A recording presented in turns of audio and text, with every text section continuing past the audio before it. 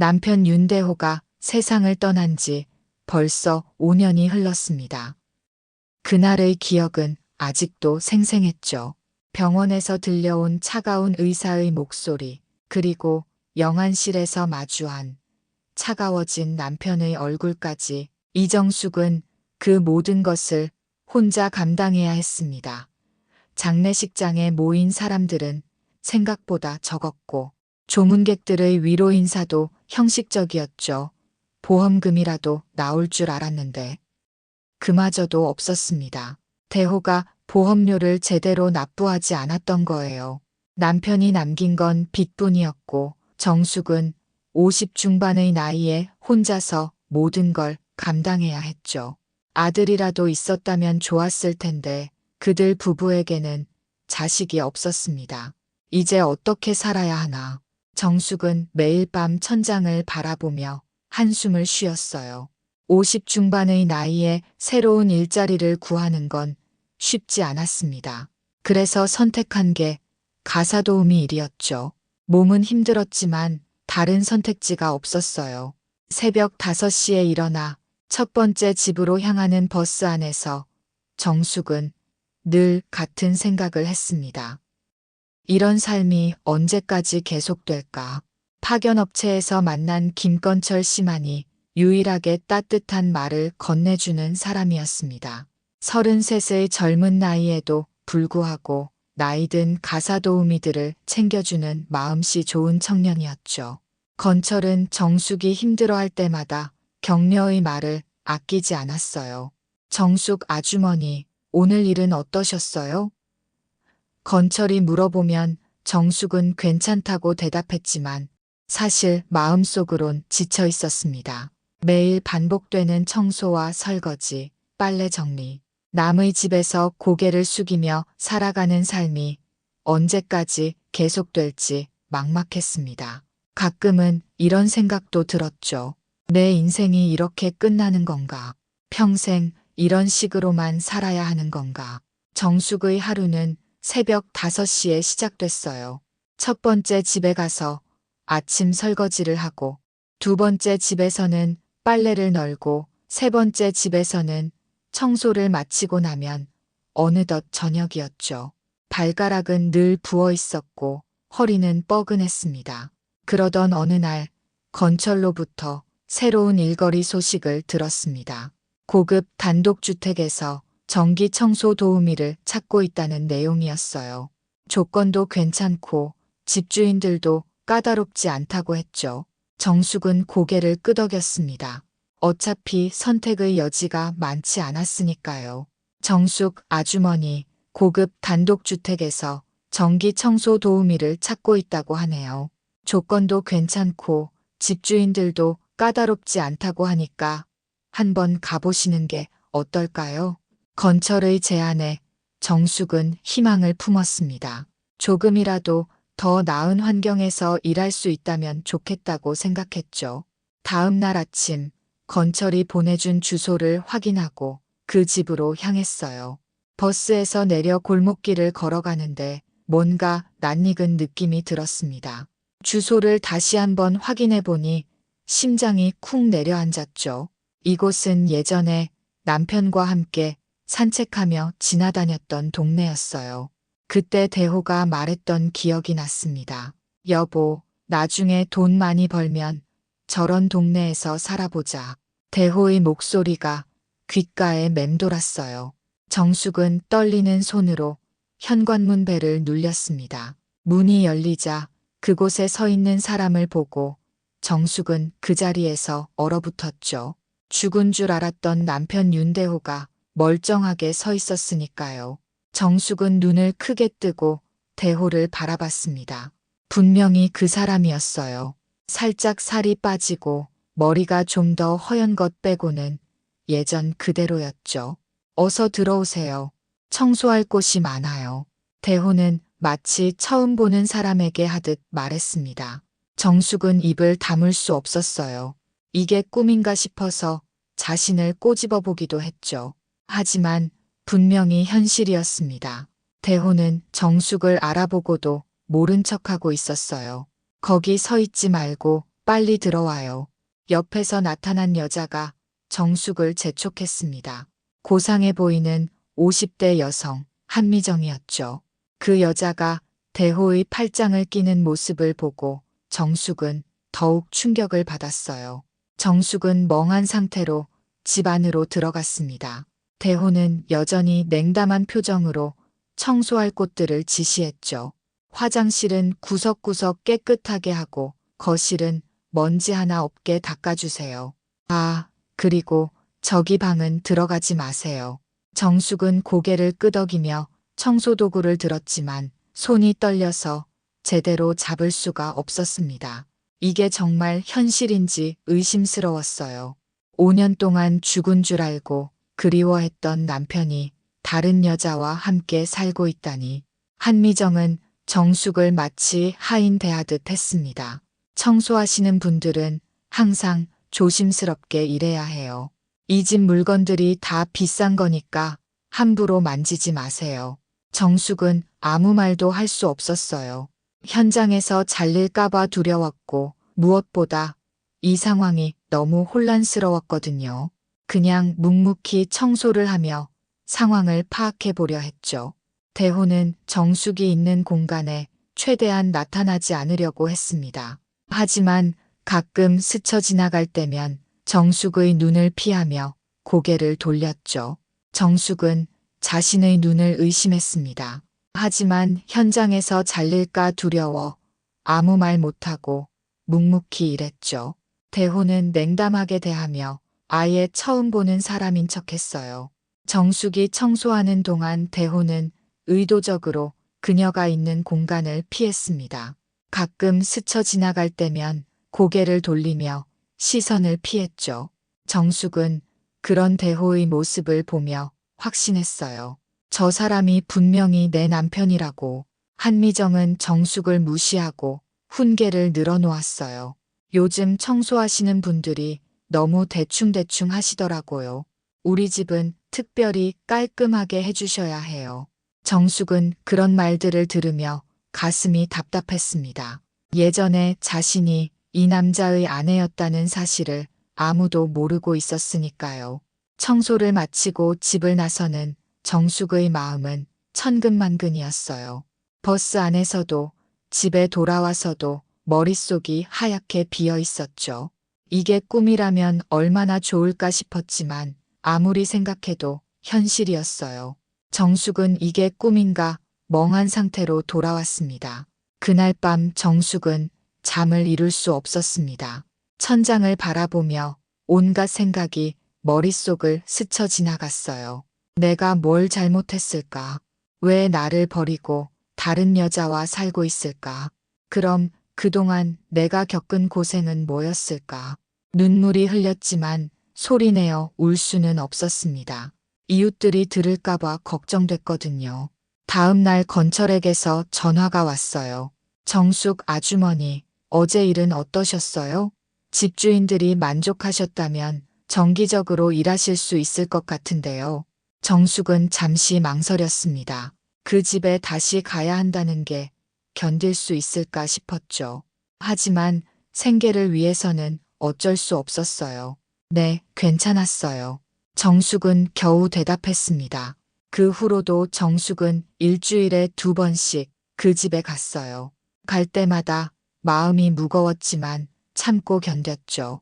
대호는 여전히 정숙을 모른 척했고 한미정은 더욱 까칠하게 굴었습니다.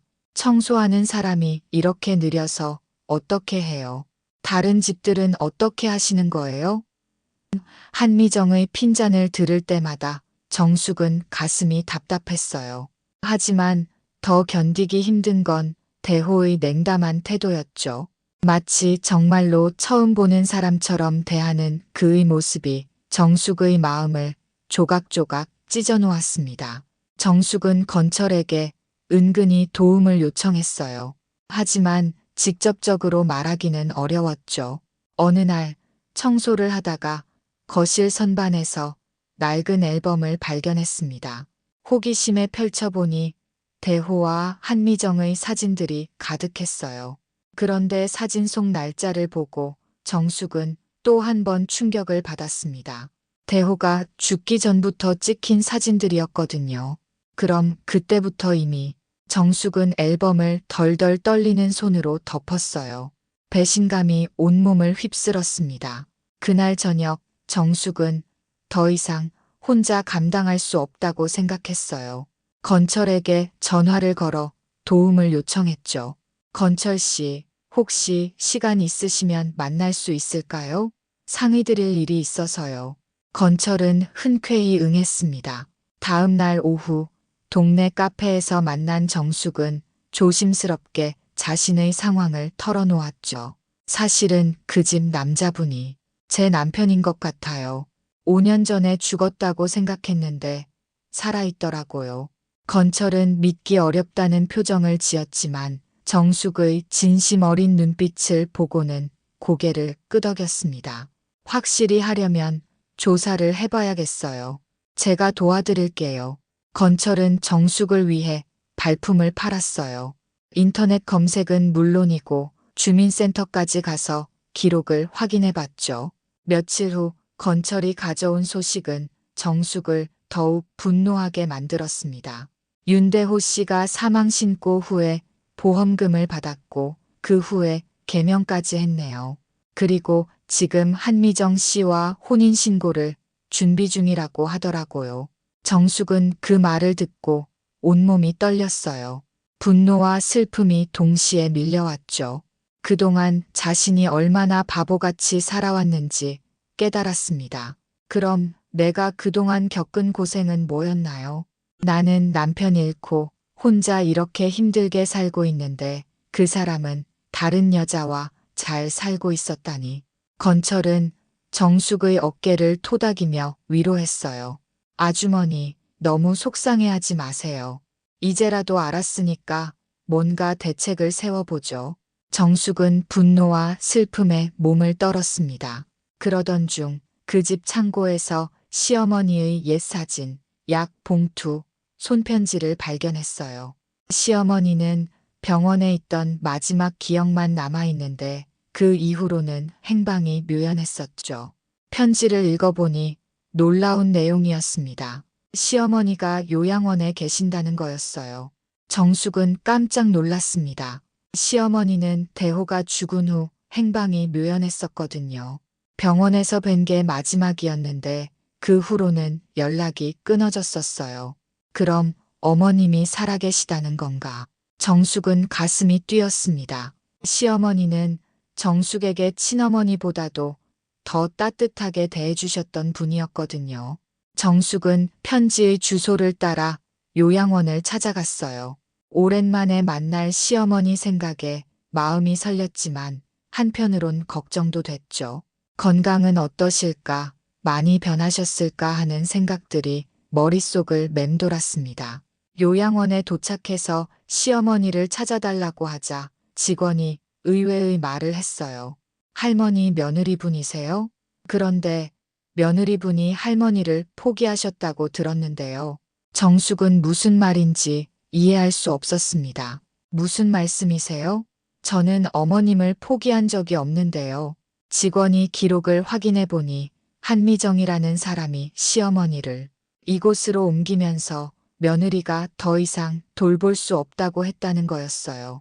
정숙은 그제서야 상황을 이해했죠. 알고 보니 한미정이 시어머니를 몰래 옮기고 정숙이 포기한 것처럼 꾸몄던 것입니다. 시어머니는 치매 말기로 여전히 살아있으나 정숙은 연락을 끊은 불효녀로 되어 있었어요. 시어머니는 치매가 많이 진행된 상태였습니다. 정숙을 알아보지 못하실 것 같았는데 신기하게도 정숙의 얼굴을 보자마자 눈빛이 살아났어요. 정숙아, 정숙이구나. 어디 갔었니? 엄마가 얼마나 기다렸는데. 정숙은 그 말을 듣고 무릎을 꿇고 말았습니다. 제가 너무 늦었죠. 정숙은 오열했어요. 눈물이 쏟아졌죠. 어머니, 죄송해요. 제가 너무 늦었어요. 어머니가 여기 계신 줄 몰랐어요. 시어머니는 정숙의 손을 잡고 말씀하셨습니다. 괜찮다, 정숙아. 넌 내 진짜 딸이었지. 내가 제일 사랑하는 딸. 정숙은 시어머니 곁에서 한참을 울었습니다. 그동안 쌓였던 모든 감정들이 한꺼번에 터져나왔죠. 억울함도 외로움도 그리움도 모두요. 그날부터 정숙은 틈날 때마다 요양원을 찾아갔어요. 시어머니는 치매 때문에 가끔 정숙을 못 알아보시기도 했지만 정숙이 오면 항상 기뻐하셨습니다. 한편 건철도 정숙을 위해 계속 도움을 주고 있었어요. 그런데 어느 날 건철이 정숙에게 자신의 이야기를 털어놓았습니다. 사실 저도 어릴 때 어머니한테 버림받았어요. 아버지는 술만 드시고 저한테 화풀이를 하셨고요. 그래서 가족이라는 게 뭔지 잘 모르겠더라고요. 정숙은 건철의 말을 듣고 마음이 아팠어요. 그런 어려운 환경에서 자랐는데도 이렇게 따뜻한 마음을 가진 청년이 되었다니 대단하다는 생각이 들었죠. 하지만 정숙 아주머니를 만나고 나서부터는 달라졌어요. 가끔은요, 사는 이유가 있어야 할 때도 있는 것 같아요. 정숙님이 제 이유 같아요. 정숙은 그 말을 듣고 가슴이 뭉클했습니다. 자신도 누군가에게 필요한 사람이라는 느낌을 받은 건 정말 오랜만이었거든요. 정숙은 처음으로 누군가에게서 필요한 사람이라는 느낌을 받았어요. 동시에 한미정의 딸 소연이 앨범을 발견하고 정숙이 자신의 아버지의 진짜 아내였음을 눈치챘습니다. 그런 와중에 한미정의 딸 소연도 정숙에게 관심을 보이기 시작했어요. 26살의 소연은 어머니 한미정과는 달리 정숙을 따뜻하게 대했죠. 어느 날 소연이 정숙에게 조용히 말했습니다. 저희 집에 있는 앨범 보셨죠? 사실 저도 궁금했어요. 우리 엄마가 아버지와 언제부터 만났는지. 소연은 영리한 아이였어요. 상황을 다 파악하고 있었던 거죠. 그리고 정숙이 자신의 아버지의 진짜 아내였다는 것도 눈치채고 있었습니다. 이모, 많이 힘드시죠? 저도 도와드릴 수 있는 일이 있으면 언제든 말씀해 주세요. 정숙은 소연의 따뜻한 마음에 고마웠어요. 소연은 정숙에게 연민과 존경을 품고 조용히 협조했습니다. 이런 어려운 상황에서도 손을 내밀어주는 사람들이 있다는 게 위로가 됐죠. 그러던 중 건철이 중요한 소식을 가져왔습니다. 정숙 아주머니 윤대호 씨와 한미정 씨가 다음 주에 약혼식을 한다고 하네요. 이제 정말 결정적인 순간이 온 것 같아요. 정숙은 마침내 모든 걸 밝힐 때가 왔다고 생각했어요. 더 이상 숨어서 지켜보고만 있을 수는 없었죠. 윤대호와 한미정의 약혼식 날, 정숙은 그 자리에 조용히 들어갔습니다. 정숙은 정장을 입고 식장으로 향했어요. 건철과 소연도 함께였죠.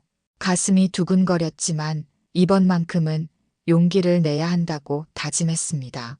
식장 안은 화려하게 꾸며져 있었고 하객들도 많이 모여 있었어요. 대호와 한미정이 앞에 서서 약혼 선서를 하려는 순간 정숙이 일어났습니다. 잠깐만요. 정숙의 목소리가 식장 안에 울려 퍼졌어요. 모든 사람들의 시선이 정숙에게 집중됐죠. 대호는 얼굴이 하얗게 질렸고 한미정은 당황한 표정을 지었습니다. 그리고 앞에서 이 남자, 제 남편입니다.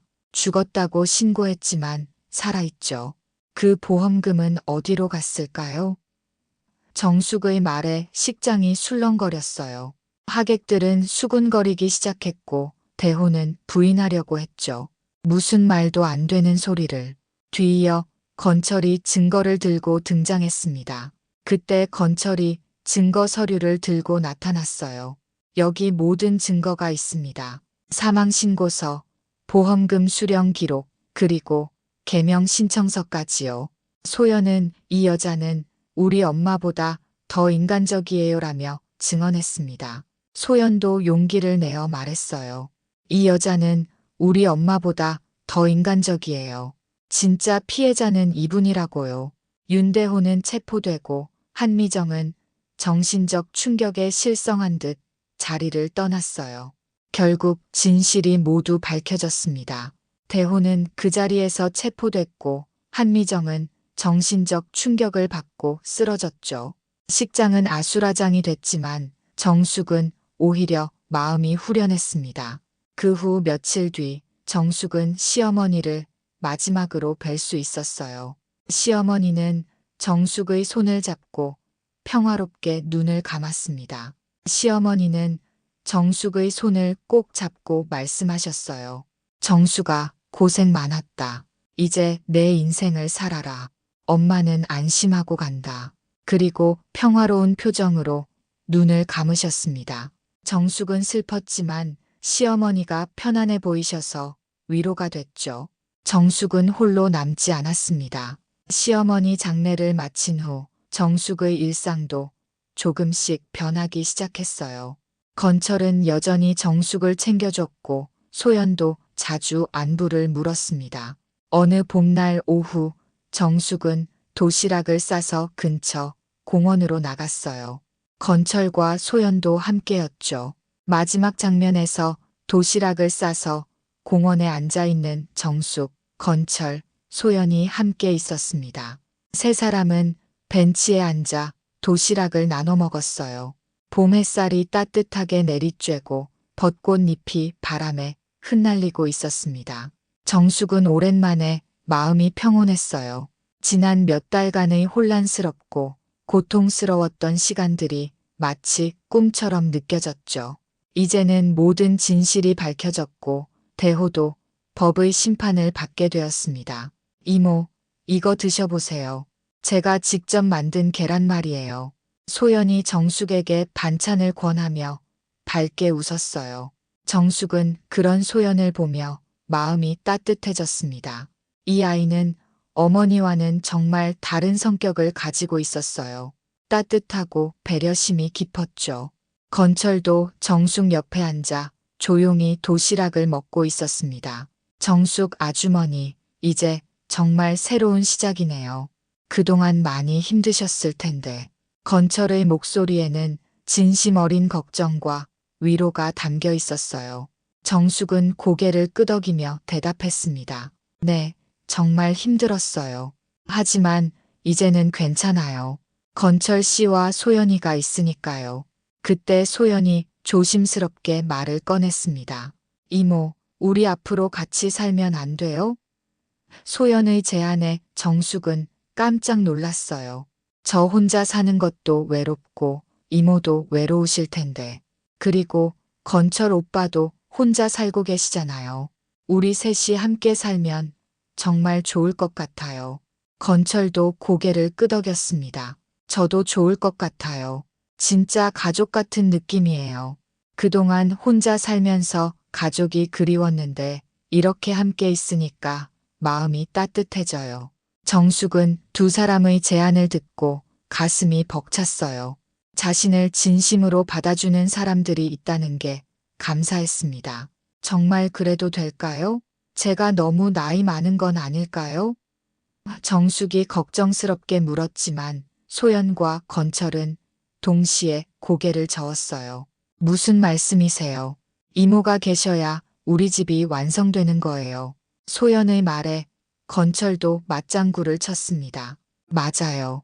정숙 아주머니가 계시면 정말 든든할 것 같아요. 정숙은 두 사람을 바라보며 미소를 지었어요. 오랜만에 느끼는 따뜻함이었죠.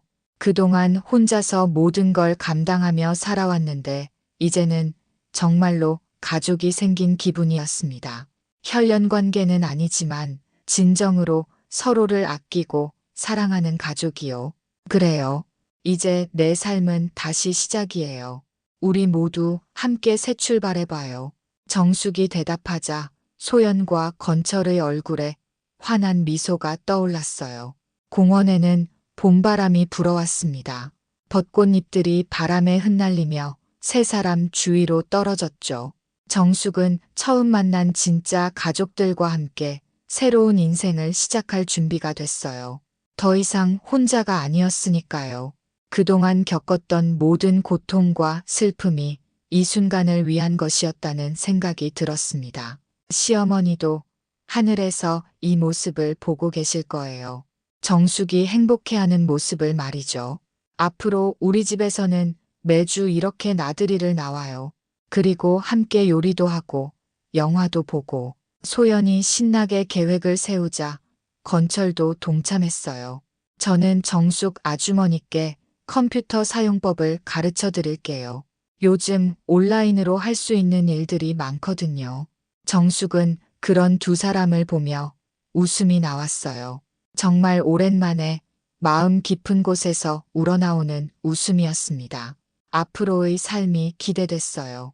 물론 쉽지 않을 거라는 걸 알고 있었지만 이제는 혼자가 아니니까 무엇이든 할 수 있을 것 같았습니다. 해가 서서히 지기 시작했고 공원에는 저녁 노을이 아름답게 물들고 있었어요. 세 사람은 벤치에서 일어나 천천히 집으로 향했습니다. 정숙의 발걸음은 가벼웠어요. 이제 집에 가면 혼자가 아니라 가족이 기다리고 있으니까요. 그날 밤 세 사람은 함께 저녁을 준비하며 미래에 대한 계획을 세웠어요. 정숙은 가사 도우미 일을 계속하기로 했지만 이제는 생계를 위한 절박함이 아니라 보람을 느끼기 위해서였습니다.